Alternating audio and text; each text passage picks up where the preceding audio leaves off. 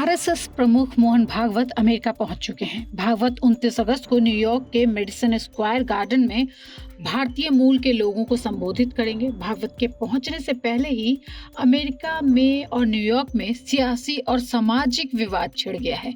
सभी भागवत का विरोध कर रहे हैं।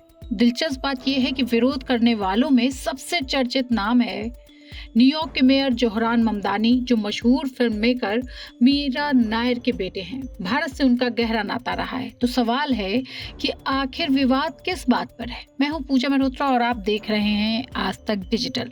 मोहन भागवत की अमेरिका यात्रा आरएसएस के शताब्दी वर्ष के वैश्विक संपर्क अभियान का हिस्सा है और आरएसएस प्रमुख के पहुंचने से पहले ही उनके खिलाफ विवाद शुरू हो गया है।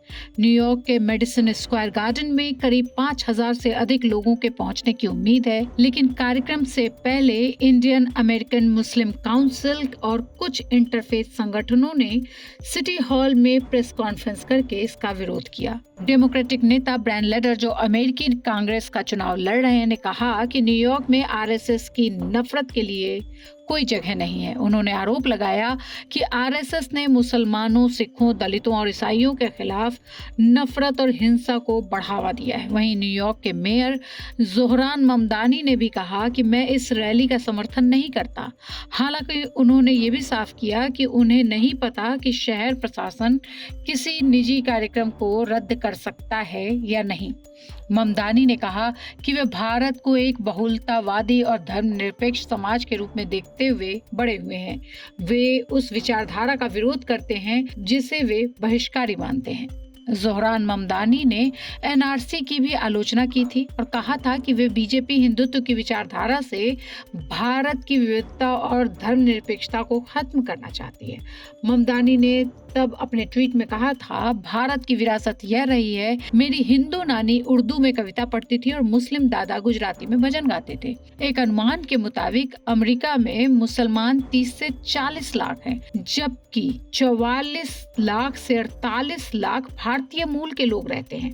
इनमें करीब 25 लाख से ज्यादा हिंदू हैं। मेक्सिको के बाद अमेरिका में दूसरा सबसे बड़ा भारतीय प्रवासी समूह रहता है। कैलिफोर्निया, टेक्सास और न्यू जर्सी में सबसे अधिक भारतीय रहते हैं। अमेरिकी थिंक टैंक प्यू रिसर्च सेंटर के सर्वे में शामिल 48% भारतीय मूल के अमेरिकी हिंदू हैं।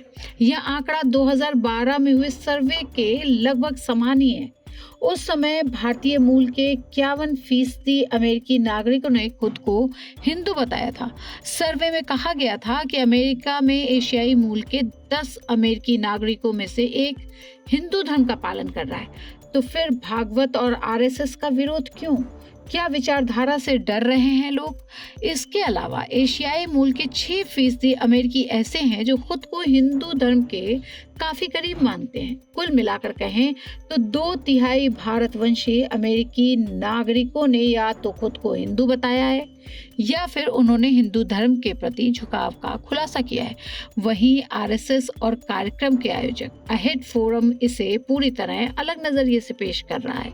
उनके मुताबिक ये कार्यक्रम यूनिवर्सल वननेस सेलिब्रेशन यानी वसुधैव कुटुंबकम के संदेश को दुनिया तक पहुंचाने के लिए है। आयोजकों का कहना है कि इसका उद्देश्य प्रवासी भारतीयों से संवाद और सामाजिक समरसता का संदेश देना है। यानी एक तरफ विरोध कर रहे संगठन है, दूसरी तरफ कार्यक्रम के आयोजक, और इस बीच न्यूयॉर्क के मेयर जो विरोध तो जता रहे हैं लेकिन कार्यक्रम रोकने के अधिकार पर भी सवाल उठा रहे हैं। अब सबकी नजर 29 अगस्त पर है, जब मेडिसन स्क्वायर गार्डन में होने वाला ये कार्यक्रम सिर्फ एक भाषण नहीं बल्कि भारतीय राजनीति और प्रवासी भारतीय समुदाय से जुड़ी बहस का बड़ा केंद्र बनने जा रहा है। ये रिपोर्ट आपको कैसी लगी हमें जरूर बताइए और देखते रहिए आज तक डिजिटल।